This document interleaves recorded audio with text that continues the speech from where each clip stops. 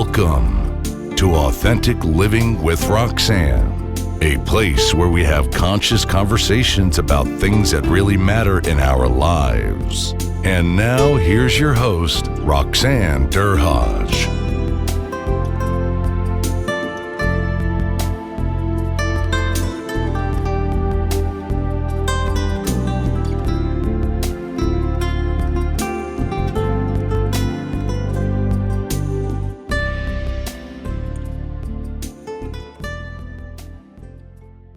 Hi, it's Roxanne Derhodge. I'm a mental health and wellness specialist and a corporate leadership executive coach. My new book, Return on Relationships, launching on June 10th, 2023, introduces the concept of return on relationships, a new metric for business growth. Grab a copy. Let me walk you through how to be a better leader and provide you with exclusive tools to guide you in building your authentic leadership legacy. You can find link in the show notes to pre-order your copy today. Hope you enjoy. Our interview last week was so good that we decided to turn it into a two-part series. If you missed last week, you'll find the link in the show notes. It's not mandatory that you listen, but we want to make sure that you don't miss out on this amazing conversation. Hi everyone, it's Roxanne Derhodge. Welcome again to Authentic Living with Roxanne. Today I have I would say, a very good friend, Michael Kerr. As you see, he's saying hello to anybody that can see the video. And Michael and I are both members of the Canadian Association of Professional Speakers, where he's a Hall of Famer, which is a big, big deal. He's been doing this speaking for quite a while, and he travels internationally speaking about culture and productivity in the workplace. Michael, thanks so much for coming on today. Well, thank you for having me, Roxanne. It's an honor to be here. It's so fun to be here. And do you remember the last time we had a lot of fun? We did. Where were we? Where were we? Gee, where were we, Roxanne? We were in beautiful Ireland. Yes, Dublin, absolutely. We had so much fun. We had so much fun. We laughed a lot. We learned a lot. We talked a lot.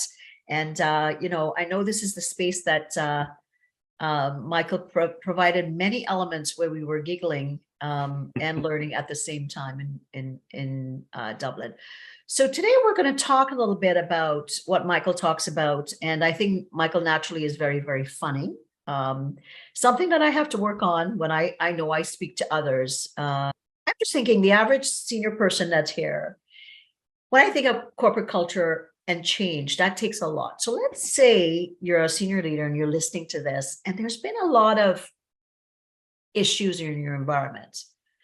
What are some of the things that they should start thinking? They might say, oh, this would be nice to implement, but we've had a lot of things not go so well.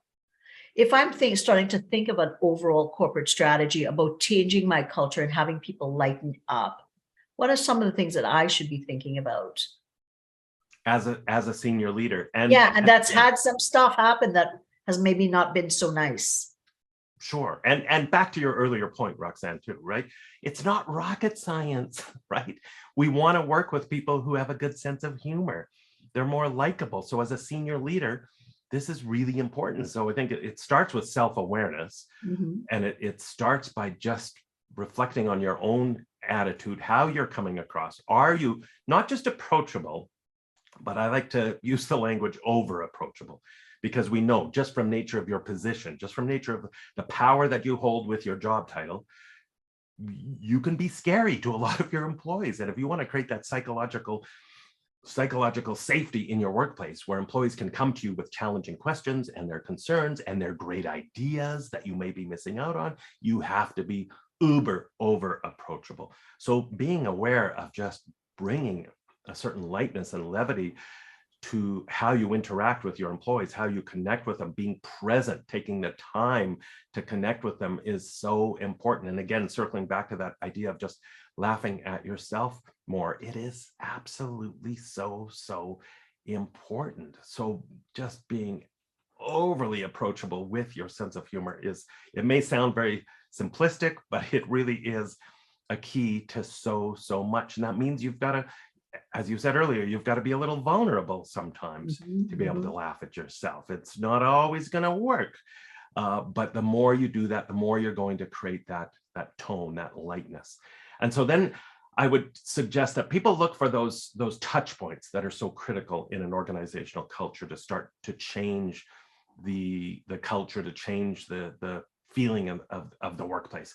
Like meetings. Meetings are incredibly important as a touch point in my books. Meetings help reflect, or should reflect, the culture that you want, and they also help create or foster the culture you want. So if you want a fun, creative, innovative, positive, humane workplace culture, then boy, you better make sure your meetings are fun and innovative and humane and positive and all that good stuff. So making sure you're bringing humor into your meetings, I think, is really, really important, because that sends a message too that can infiltrate the entire culture, right? That can spread out to the entire culture like a wave.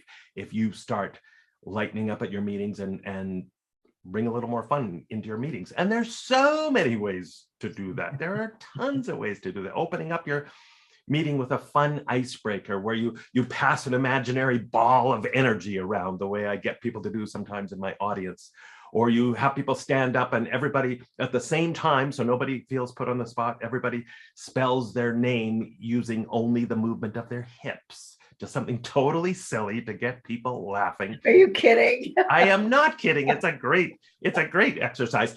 Even a Scientific America study, Roxanne, found that the most effective meetings are those meetings that have a lot of humor and joking around in them and bantering them, because people are more honest. People open up more and they're more creative and more innovative.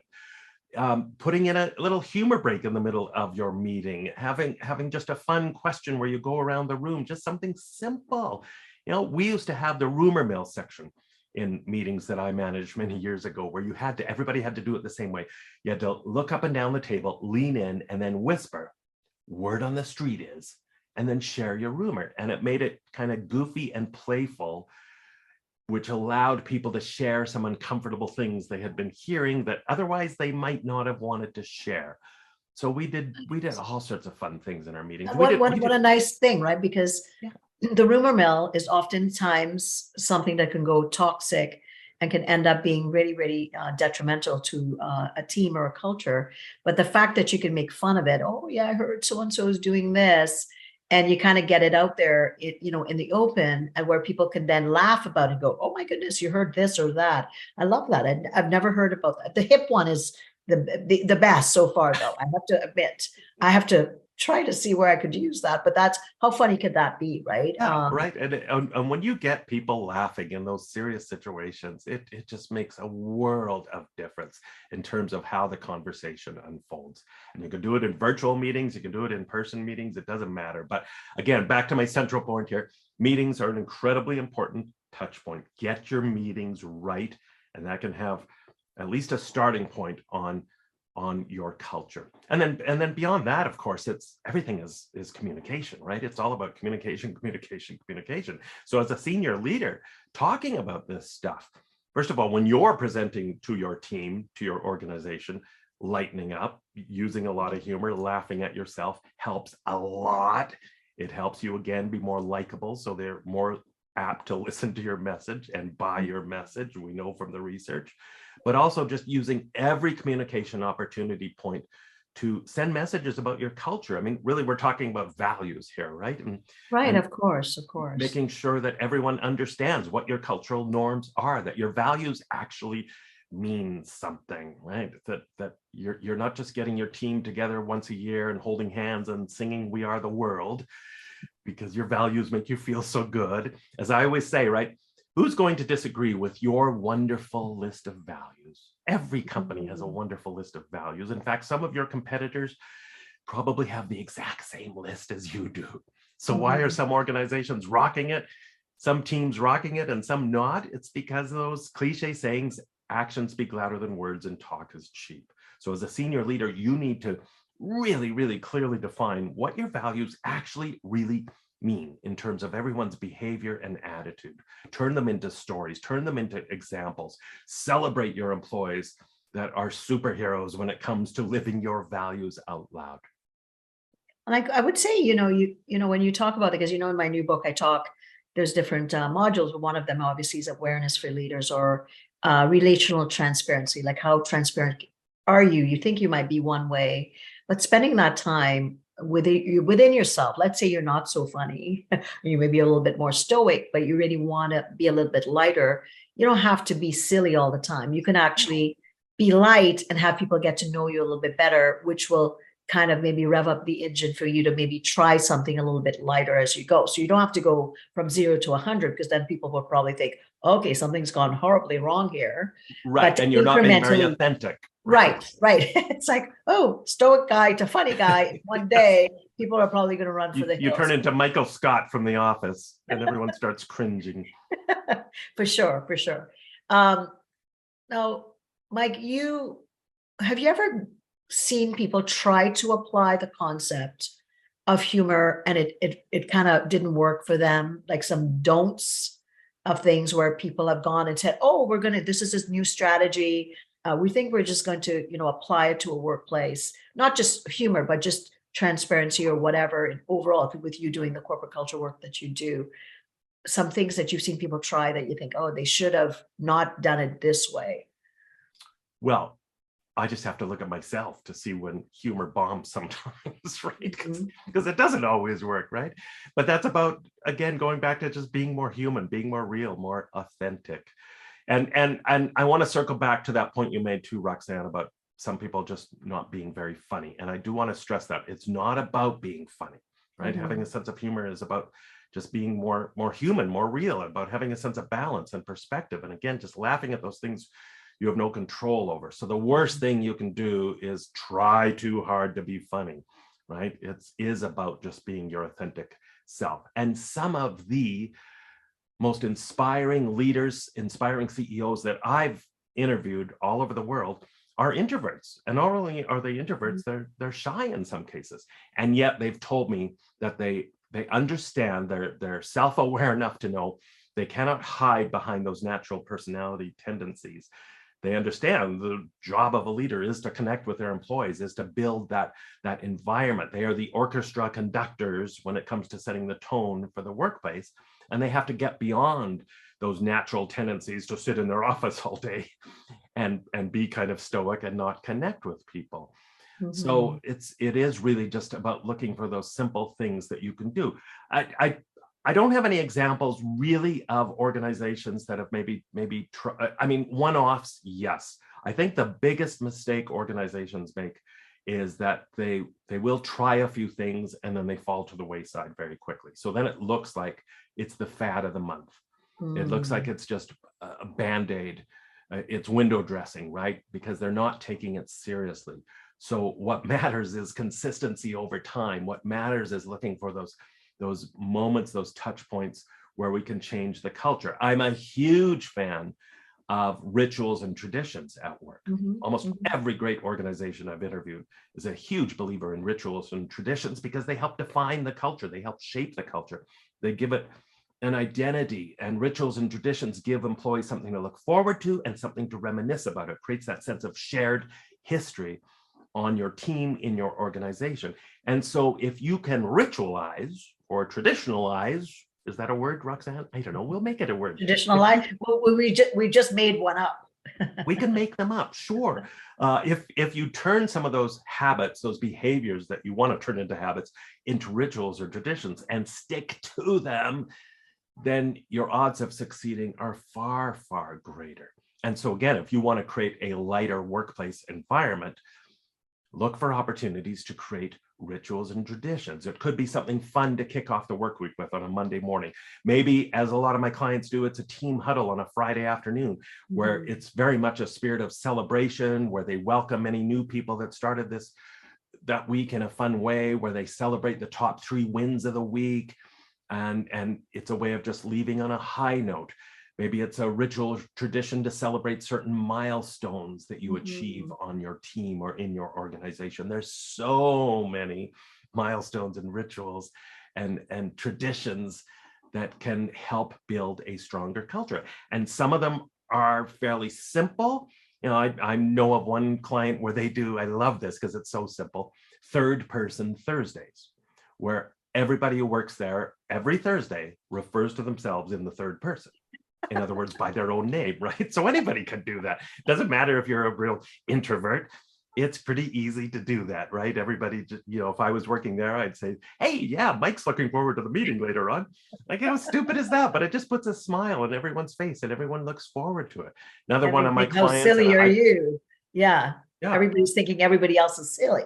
Yeah, all the time. Yeah, it's awesome. Simple little things like a name tag Friday, where everyone wears one of those "Hello, my name is," but every week you have to answer a different question that you put down on the name tag. It could be something as dirt simple as, are you a dog or cat person? What's your favorite James Bond movie? What's your dream vacation destination? So it just becomes a fun way to connect with people in a different way. It just creates this little bit of lightness. So there's simple little things like that you can do. It could even be just a matter of a fun morning huddle where you meet every morning just as a touch point. I know this group of engineers where they meet every morning. There's about 15 of them. And once they're all in their open office, they all stand up and they all shout out how they're just feeling on a scale of 1 to 10. Dirt simple. It takes like a minute. So some basics, right? Basic things. Basic things, yeah. Because you're going to get down to business at some point. Yeah. Or even things like, I guess, like a nickname could be something, or so many things. Yeah. What's one thing a myth or a fact about you? There's so many ways that you can do it so that people lighten up. And at the end of the day, you talked a little bit about psychological safety. With me, with the work that I do, it's really about giving people permission to be themselves. And when people are able to show you who they are, then even if they make a mistake, they feel okay coming forward. And then people risk that much more, right? Absolutely. Psychological safety is, for me, probably the biggest piece of the puzzle when we talk about creating healthier workplace cultures. If you don't have psychological safety, there are so many issues that fall out of that. And when you do have psychological safety, it opens up just so many possibilities for everyone.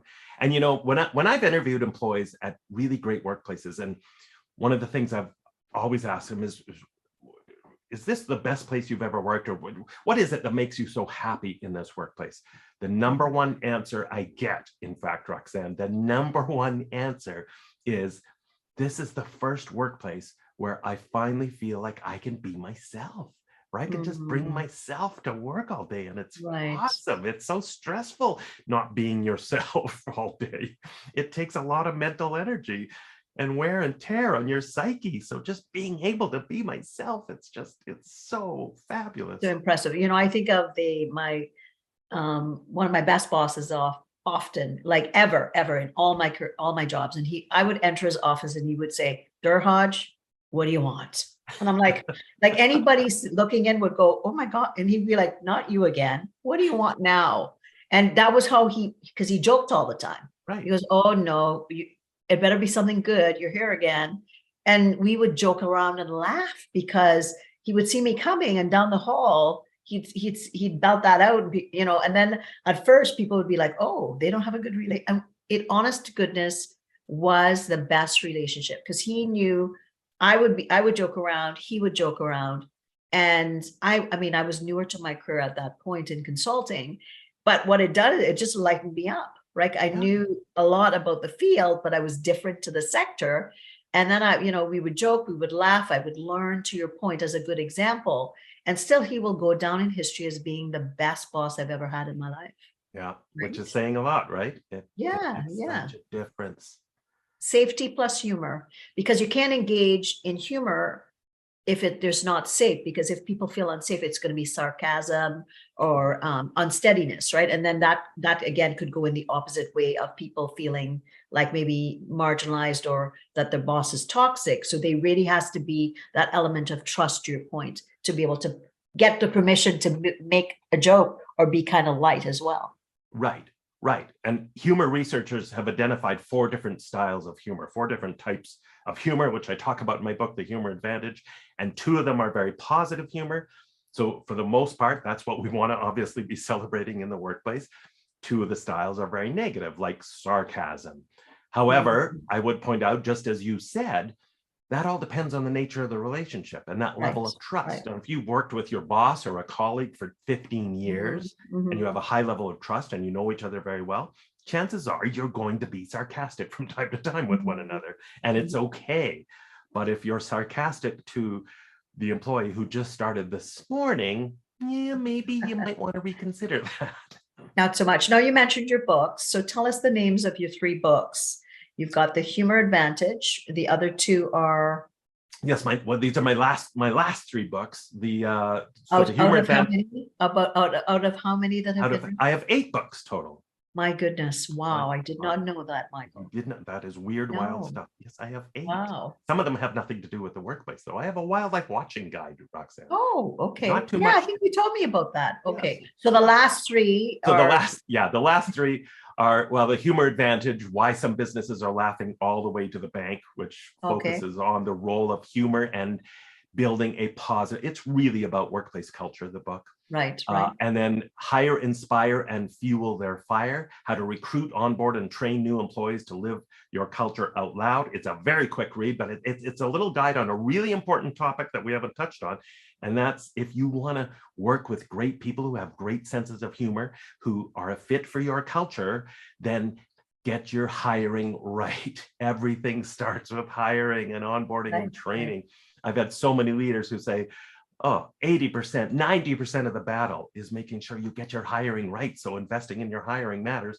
And then the jerk-free workplace, how you can take the lead to create a happier, more inspiring workplace. And that's all about, really, it's about frontline leadership and the idea that not only do we want to make sure we're creating a jerk-free workplace, because that's not a lot of fun, we want to encourage everybody in our organizations to step up as a leader, no matter what their position is, and to embrace that role as a frontline leader. And it just makes sense to me that if we encourage more leaders in our organization, we can't help but be more successful. Now, for anybody that has heard this interview today and would like to get in contact with you to understand what you do with culture, or Michael Keynote speaks, I think that's predominantly most of your business. Tell them a little bit about where they could buy the books, or also where they could connect with you to do some work with you. Yeah, thank you for that, Roxanne. So my books are all available on Amazon. If you wanted bulk orders of books for a discounted price, then you can reach out to me. My website is www.mikekerr.com, MikeKerr.com. All my contact is in there. There's lots of videos and blogs and articles, and I would invite you to sign up for my weekly newsletter, Inspiring Workplaces, where I talk about all that stuff. And if you want to get in touch with me directly, you can reach me by email, mike@mikekerr.com. Awesome. Well, Michael, this has been great. I miss giggling with you, and I know, I do too. Jennifer Spear, who is equally as funny, you two. I have a lot to learn from you two funny people. We have a lot of fun. As I spend more time with you two.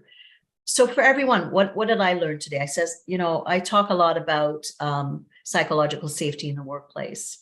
And, the more you're able to understand and spend the time introspectively with yourself as a leader, you're able to understand what it takes for people to connect to you.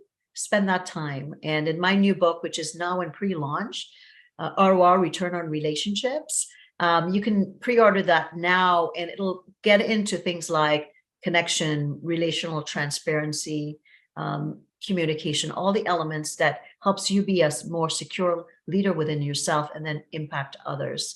So you can pre-order today at roxannedurhodge.com/book, and it'll be sent out to you, and it will be available at Amazon on June 10th.